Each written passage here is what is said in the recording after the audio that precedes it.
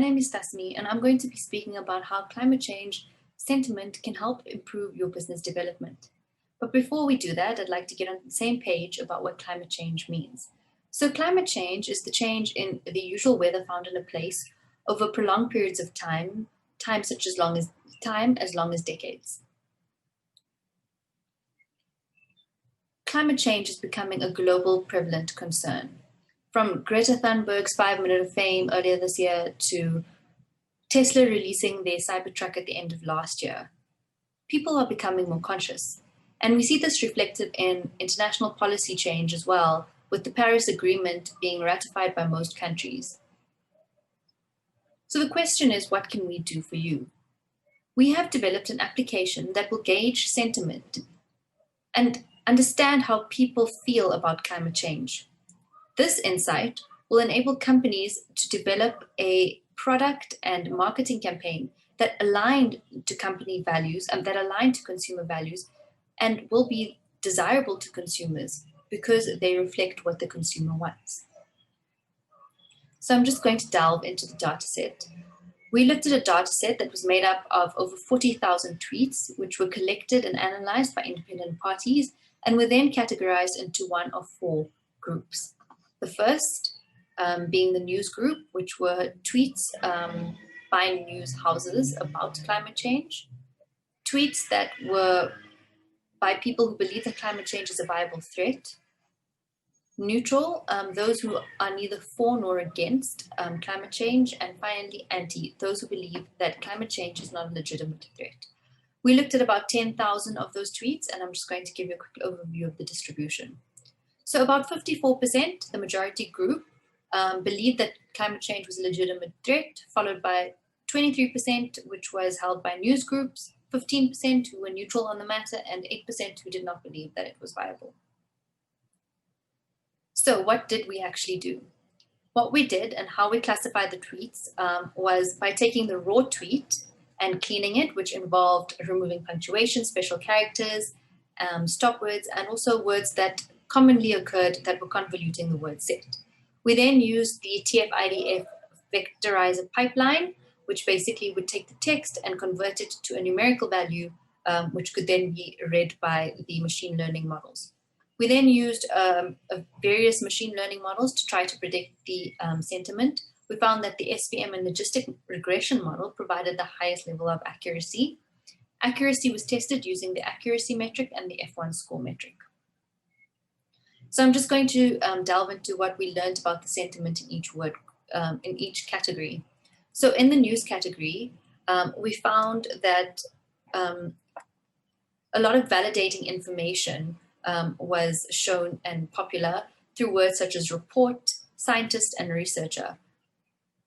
We also found that words that iterate a common perception of climate change as a threat were quite popular. This includes carbon dioxide, policy urge, and fight climate.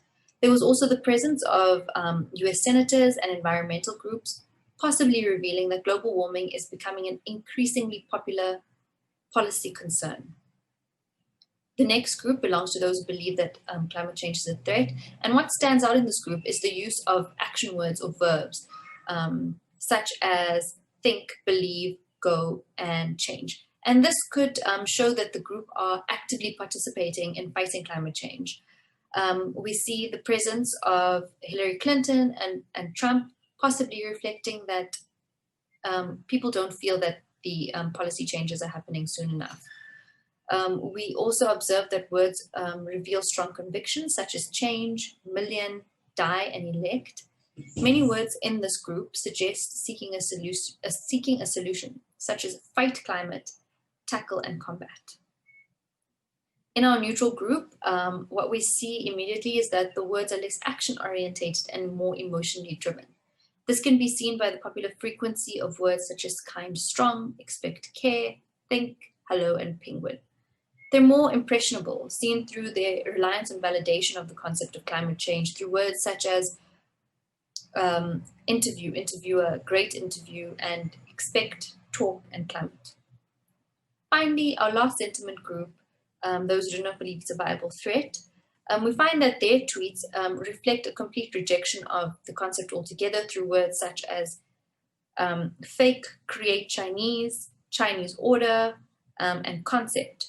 Many of the tweeters raise concerns through words such as elitist, manufacturing, food, poor, people, and tax, revealing concerns with basic needs and necessities possibly related to the impact on jobs, increasing food prices, and new taxes.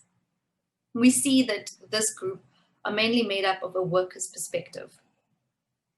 So to conclude, the advice we think we can give based on our analysis is, firstly, the majority group. If you wish to target the majority group, which you should because they hold the greatest number, an action-based approach would work because this consumer wants to take action and wants to be part of the fight to beat climate change.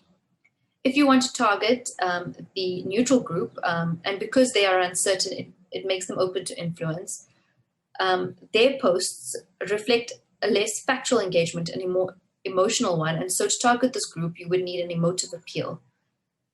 And finally, the negative group remains against climate change largely because they believe that the costs of acting for climate change will hurt them directly. Appealing to this group would require creating accessible products that are both cost-friendly, easily available, and not necessarily affiliated to climate change. Thank you so much, and I hope you enjoyed my presentation.